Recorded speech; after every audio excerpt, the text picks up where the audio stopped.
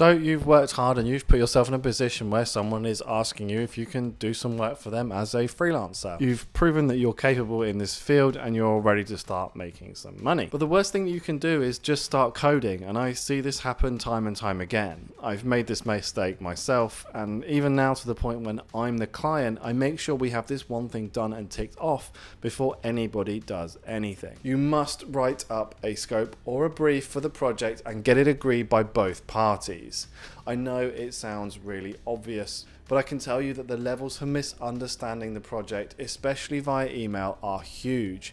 And if you can end up wasting a load of time and money working on something that you think the client wanted, when actually they wanted something completely different. There are a few main points I always cover in my scoping documents, and the goal is to make it as clear as possible to everyone involved what you are going to do, how long it's going to take you, and what it will cost them. So the first part is always just the basic project brief. So here I write out in as much detail as possible exactly what I'm going to do. There is an art form to balancing being overly technical and too broad if you aren't dealing with technical people. So one trick I like to do when necessary is say what the project won't do. So let's imagine you're building a custom web scraper for a client to gather some data from something. I would like to say something like, it's going to get data from this piece of the website, these pages, and not these ones. It's going to come from this source, but not this one. It makes it very clear what the project's going to do. And maybe you're building a custom application. I like to say things like, you're going to get access to an application that will do this, and like the job to update this data is going to run every X minutes or hours or whatever, and the API endpoints are going to be like this. Or basically anything like that, or any reports that they're going to be able to run.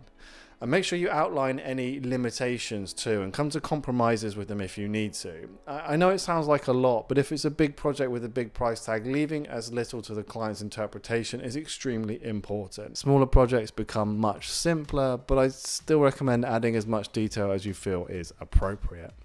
The second thing, which is also extremely important, is the time frame. Always give yourself extra time.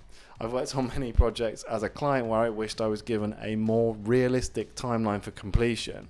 So companies or even just individuals will have their own goals and needs external to you. So giving them a time frame and delivering early is far better than dragging something out because you hit some snags along the way and they took longer than expected. So look, there's always issues that can pop up, so just give yourself that buffer. If you get some kickback like we need X by Y, then really consider if you can or cannot do it in that time frame. And if you can't, you need to either accept this and extract yourself from the project, or set some goals like, hey, I can do this functionality for this time and then the rest for another. Another section I like to include where appropriate is deliverables. So stipulate exactly what you're going to deliver to the client. Say which pieces of information they're going to receive and maybe what format when data is the deliverable.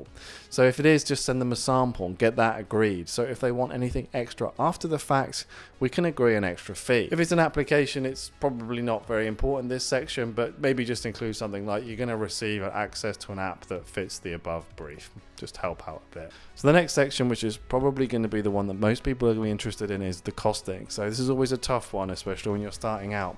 And whilst I cannot price up jobs for you, I do have a few tips that may help you out. The first one is to always price per project, not work per hour. So working to an hourly rate, whilst it might be easy to calculate, generally isn't recommended.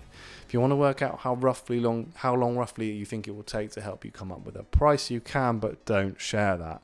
It will almost certainly be wrong. Hourly pricing just leads you down a horrible path of clients thinking you're too cheap per hour or too expensive, and it doesn't count in the amount of time you spent learning everything, mastering your craft. Consider who your client is. Even small companies will think something's too cheap and be concerned that they aren't going to get a good product, so try to price accordingly. But be aware that you can price yourself out of jobs both being too cheap and too expensive. So be realistic of your ability and try and price yourself within the budget of the client. But too high is almost always better, as you can come down to meet the budget requirements if you want to, but asking for more once you've already agreed a price is always a bad look. If you're going to be delivering on something like an ongoing service, make sure you add in a monthly cost to cover maintenance, upkeep, servers, and all those little bits that you're going to need to do to keep the service running. So this is generally how a client interaction will go. It almost always starts with an email asking if you can do something and how much it's going to cost. But this initial email will almost always include either not enough information, or you'll find out their client wants something impossible. So my best advice here is to arrange a call as quickly as possible if you're serious about doing the work. It's much easier to take control talking face to face, being clear about what the requirements are and the spec of the job, and make sure you take some notes too. Then you just need to go away, do some research, work out what you need to do depending on the size and the complexity of the job, and this is where I would write up the brief that we just talked about. Then I would present that back to the client, and I would recommend including the price and the time frame and everything here now, in case you're just way off. You save yourself loads of time and pain. So, and especially maybe they want something for nothing, who knows. So once you've got that agreed, then you can just move on to the easy part, which is just doing the work. So did you enjoy this content? It's a little bit different to my usual, so let me know in the comments.